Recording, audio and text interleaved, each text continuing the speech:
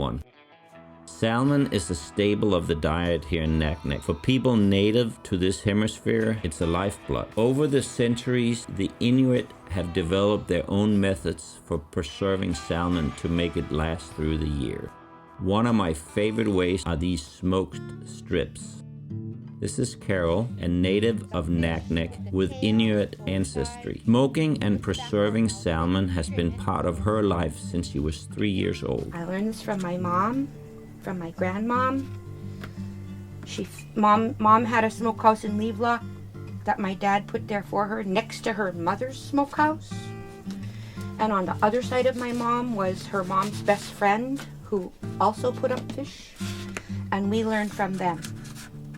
I was 2 years old when that happened. I got in trouble for eating raw fish ends off the rack. Tony was adamant about that this was the best, so obviously Tony likes this recipe better. We have been told by many people over many years that we are the best in the Bay. This